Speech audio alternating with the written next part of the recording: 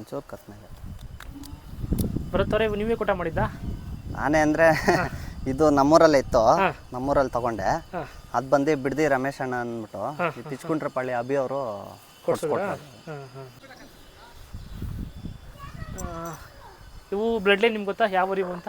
ಇದು ದೊಡ್ಡೇರಿ ಮೋಹನ್ ಅಣ್ಣವ್ರದ್ದು ಒಂದು ಬೀಜ ಹಾಕ್ಸ್ಬಿಟ್ರಲ್ಲ ಬಸ್ತಿಯವ್ರಿ ಮಗ, ಅದ್ರ ಮಗ. ಯಾಕಂದ್ರೆ ಹಸು ಕರು ತಂದಿದ್ದು ಅದು ದಾಸರಳ್ಳಿ ಊರಿ. ಇನ್ನೂ ಇಡ ಮಾಡಿಲ್ಲ. ಇನ್ನು ಎಷ್ಟು ಒಂದು 9-10 ತಿಂಗಳು ಕರಗಲ್ಲ ಅಷ್ಟೇ.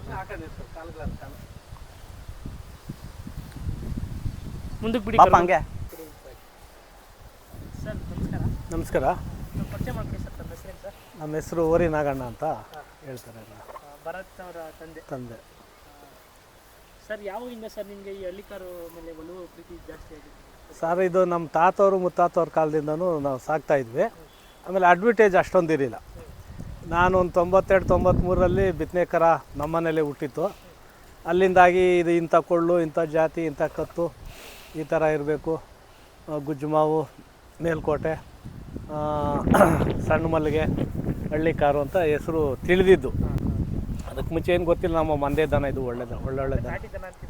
ಹಾಂ ಸರ್, ಬ್ರೀಡಿಂಗಿಗೆ ಇವಾಗ ಏನು ಕೆಲವ್ರು ಏನು ಮಾಡ್ತಾರೆ ಅಂದರೆ ಬೀಟ್ ಹಾಕ್ಸೋದು ಮಾಡಿಬಿಡ್ತಾರೆ ನಾಟಿ ಹಸುಗಳಿಗೆ, ಸೆಮೆನ್ ಹಾಕ್ಕೊಂಡು ಕರು ಉಳಿಸ್ಕೊಳ್ಳೋದಕ್ಕೆ. ಬಟ್ ಇವಾಗ ಬರೋತ್ತವ್ರು ನೋಡ್ಬೋದು, ಈ ಯಾವ ಊರು ಇಷ್ಟ ಆಗುತ್ತೋ ಎಷ್ಟು ಊರನಾರ ಇಲ್ಲಿ ಆ ಊರಿಗೆ ಹಾಕೊಳಕ್ಕೆ ಕೊಡ್ಸ್ಕೊಂಡ್ಬರ್ತಾರೆ ಸರ್. ಅದರಿಂದ ನಿಮ್ಮ ಅಭಿಪ್ರಾಯ ಏನು ಸರ್? ಇವಾಗ ದೂರದಿಂದ ನಮಗೆ ದೂರ ಆಗಿರ್ಬೋದು, ನಮ್ಗೆ ಸ್ವಲ್ಪ ಕಾಸಿನ ಖರ್ಚು ಜಾಸ್ತಿ ಆಗ್ತದೆ, ಆದ್ರೇನು ನಮ್ಗೆ ನಂಬಿಕೆ ಇರ್ತದೆ. ಈ 7 ಹಾಕ್ಸ್ಕೊಳೋದ್ರ ಮೇಲೆ ನಮಗೆ ಅಷ್ಟೊಂದು ನಂಬಿಕೆ ಇರಲ್ಲ. ಅದು ಹಾಕ್ಸ್ಲೂಬಾರ್ದು. ಅವತ್ತೊಂದಿನ ನಮ್ಮ ಕೆಲಸ ಕೆಡುತ್ತೆ ಅಷ್ಟೇ.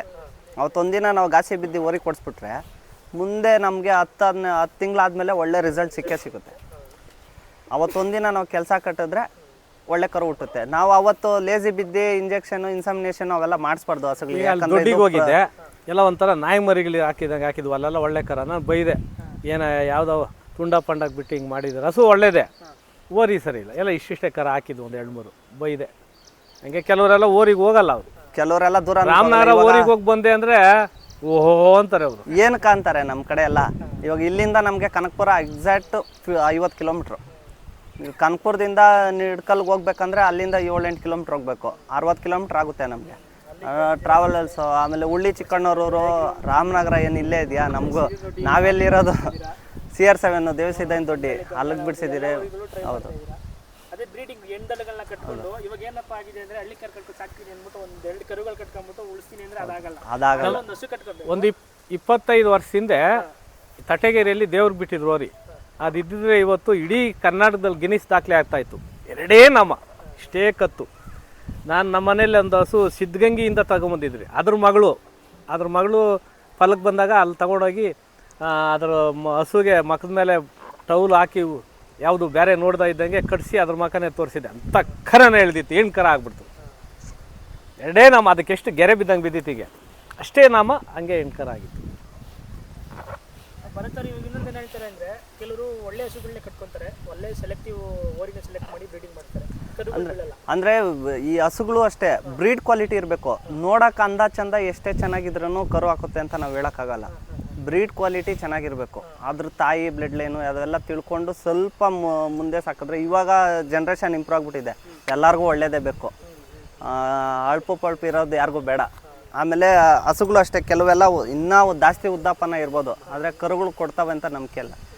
ನಾವು ಅಂಥದ್ರಲ್ಲಿ ನೋಡಿ ಸೆಲೆಕ್ಷನ್ ಮಾಡಿ ಒಂದು 6-7 ವರ್ಷದಿಂದ ನಾವು ಈ ಹಸುಗಳು ಮೇಂಟೈನ್ ಮಾಡ್ಕೊತೀವಿ. ದೂರ ಹಾಕೊಂಡು ಹೋಗ್ತೀರಾ ಟೆಂಪೋದಲ್ಲಿ? ಕೆಲವರು ಹೇಳ್ತಾರೆ ಟೆಂಪೋದಲ್ಲಿ ಹಾಕೊಂಡು ಕೊಡ್ಸ್ಕೊಂಡ್ಬಂದ್ರೆ ಇಲ್ಲೆಲ್ಲ ಗರ್ಭ ಕಚ್ಚಲ್ಲ ಅಂತಾರೆ. ಸರ್, ನಾನು ಪ್ರೊಸೆಸ್ ಯಾವ ಥರ ಕೊಡ್ಸ್ಕೊಂಡ್ಬಂದು ಏನು ಮೆಡಿಸಿನ್ ಕೊಡ್ತೀರಾ, ಇಲ್ಲ ಏನು ಮೇವು ಕೊಡ್ತೀರಾ, ಅದು ಸ್ವಲ್ಪ ಇಲ್ಲ. ನಾವು ಮುಂಚೆ ಪಾಪ ಅವಾಗ ಹಿಂಸೆ ಮಾಡವಿ, ಕಟ್ಸ್ಕೊಂಬಂದು ಮೇಲೆ ಕಟ್ಟಾಕ್ಬಿಡೋದು, ಒಂದು ದಿನ ಎಲ್ಲ ಮನಗದ ಇದ್ದಂಗೆ, ಅದೆಲ್ಲ ತಪ್ಪು. ಅದು ಯಾವ ತಿಂಡಿ ಆದರೂ ಕೊಡ್ಬೋದು, ಉಷ್ಣ ಪದಾರ್ಥ ಸ್ವಲ್ಪ ಕಡಿಮೆ ಕೊಟ್ಟು ಬೇರೆ ಏನು ತಿಂಡಿ ಆದರೂ ಕೊಡ್ಬೋದು. ಫಲ ನಿಲ್ಬೋದು, ನಿಲ್ದ ಇರ್ಬೋದು, ಮಾಮೂಲಿ ಕೊಡಬಾರ್ದು. ಆದ್ರೆ ನಾವು ಹಿಂಸೆ ಕೊಡ್ತಾ ಇದ್ದಿದ್ದು ತಪ್ಪು. ಅವೆಲ್ಲ ಸುಳ್ಳು.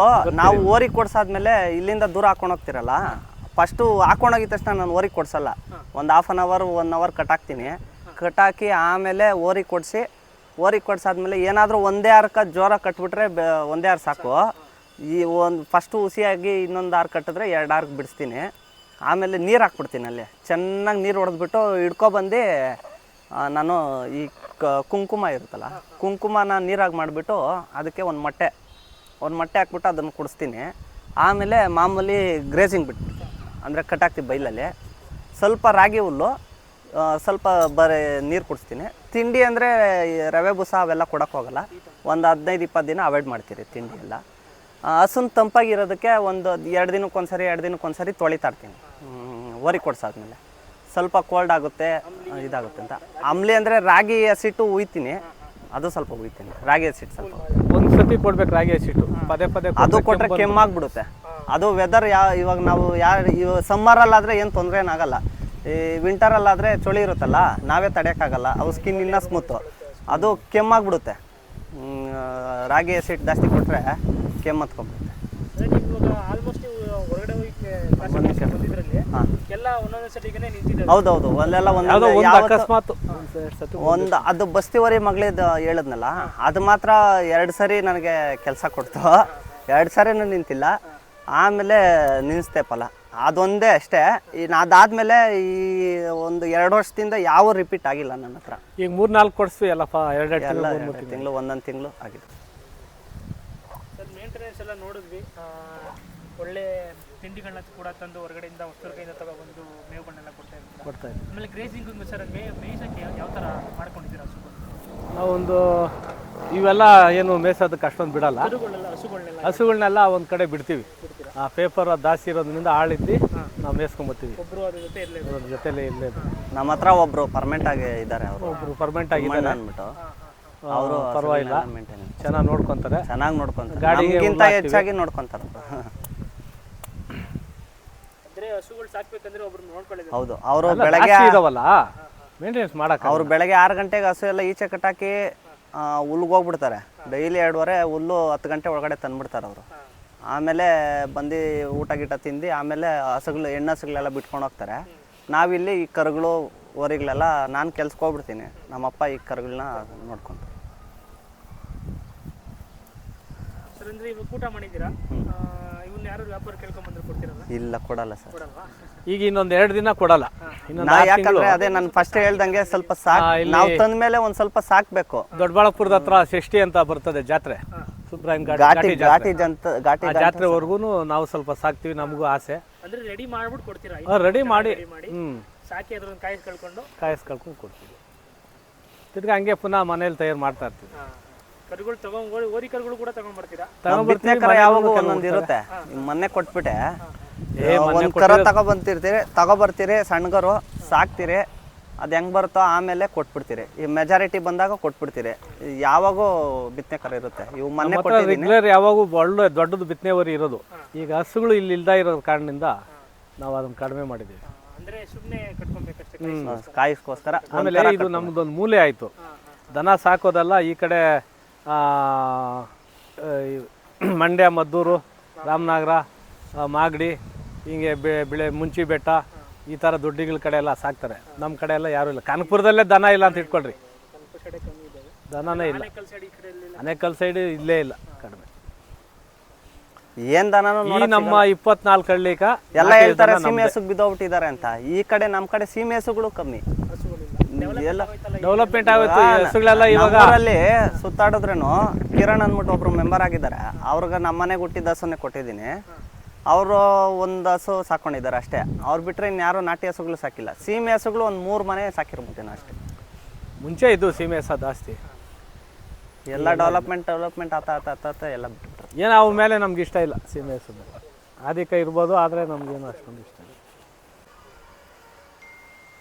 ತುಂಬ ಧನ್ಯವಾದಗಳು ಸರ್. ಓಕೆ, ನೀವು ಬಂದು ಈ ಥರ ಕಾರ್ಯಕ್ರಮ ಮಾಡಿದ್ದಕ್ಕೆ ಒಳ್ಳೆಯದಾಗಲಿ. ಸರ್ ಹಂಗೆ ತಮ್ಮ ಮೊಬೈಲ್ ನಂಬರ್ ಹೇಳಿ. 9980352449 ಬರ್ತಾರೆ. ಹಂಗೆ ತಮ್ಮ 702 666 3039.